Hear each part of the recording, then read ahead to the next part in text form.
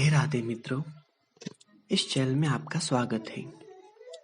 मैं आज आपके लिए बहुत ही सुंदर कथा लाया हूँ। भगवान विष्णु का स्वप्न। एक बार भगवान नारायण अपने वैकुंठ लोक में सोए हुए थे।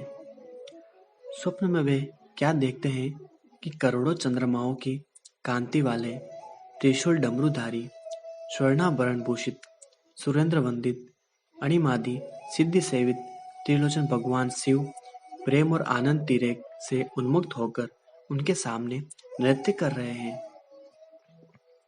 उन्हें देखकर भगवान विष्णु हर्ष गदगद हो सहसा सैया पर उठकर बैठ गए और कुछ देर तक ध्यानस्थ बैठे रहे।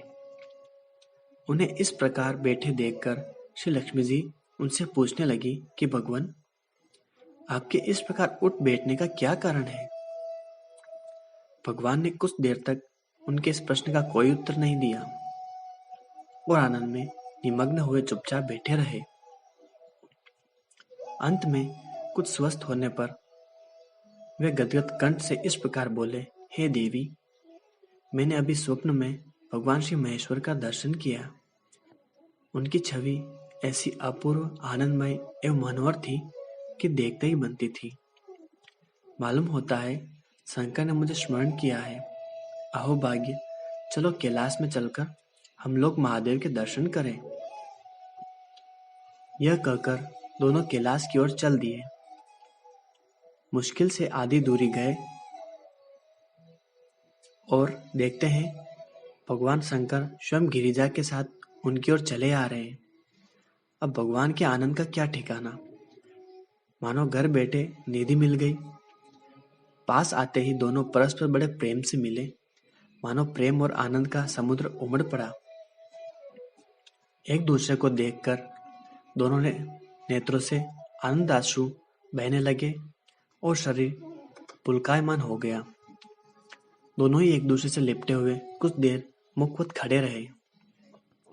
प्रश्नोत्तर होने पर मालूम हुआ कि शंकर जी को भी रात्रि में इस प्रकार का स्वप्न हुआ कि मानो विष्णु भगवान को वे उसी रूप में देख रहे हैं जिस रूप में वे अब उनके सामने खड़े थे।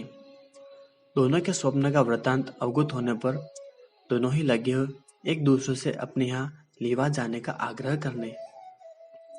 नारायण कहते हैं वैकुंठ चलो और शंभु कहते हैं कैलाश की ओर प्रस्थान कीजिए। दोनों के आग्रह में इतना अलौकिक प्रेम था कि निर्णय करना कठिन हो गया कि कहाँ चला जाए।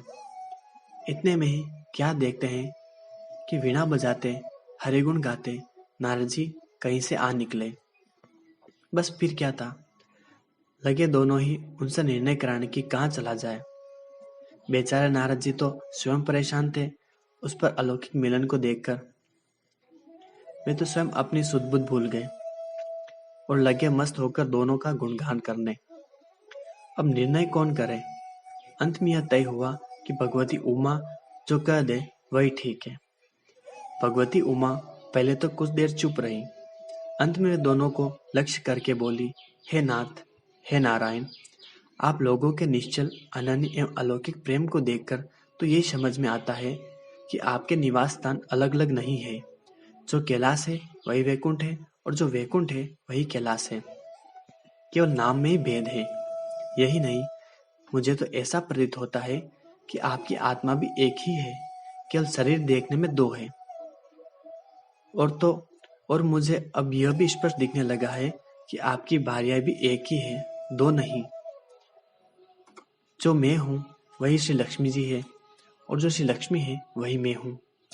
केवल इतना ही नहीं, मेरी तो अब यह दृढ़ धारणा हो गई है कि आप लोगों में से एक के प्रति जो द्वेष करता है वो मानो दूसरे के प्रति ही करता है।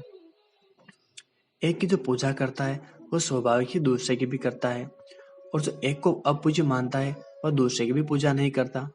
मैं तो यह समझती हूँ कि आप दोनों में जो भेद मानता है उसका चिरकाल तक घोर पतन होता है।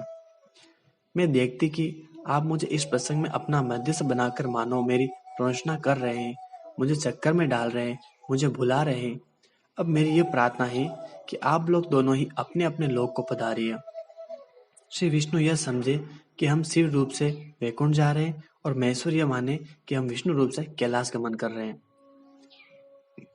इस उत्तर को सुनकर दोनों परम प्रसन्न हुए और भगवती उमा की प्रशंसा करते हुए दोनों प्रणाम लिंगन के अनंतर हर्षित हो अपने अपने लोक को चले गए।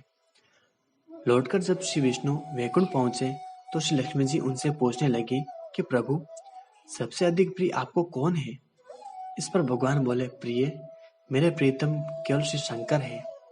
देहधारियों को अपने देह की भांति वे मुझे अकारण ही प्रिय है। एक बार मैं और शंकर दोनों ही पृथ्वी पर घूमने निकले। मैं अपने प्रीतम की खोज में इस आशय से निकला कि मेरी ही तरह जो अपने प्रीतम की खोज में देश देशांतर में भटक रहा होगा वही मुझे अकारण प्रिय होगा। थोड़ी देर के बाद मेरे श्री शंकर जी से भेंट होगी। जो ही हम लोगों की चार आंखें हुई कि हम लोग पूर्व जामार्जित की विज्ञा की भांति एक दूसरे के प्रति आकृष्ट हो गए। वास्तव में मैं ही जनार्दन हूँ और मैं ही महादेव हूँ। अलग अलग दो गुणों में रखे हुए जल की भांति मुझमें और उनमें कोई अंतर नहीं है। शंकर जी के अतिरिक्त शिव की अर्चना करने वाले शिव भक्त भी मुझे अत्यंत प्रिय है। इसके विपरीत जो शिव की पूजा नहीं करते वे मुझे कदापि प्रिय नहीं हो सकते। जय जय श्री राधे।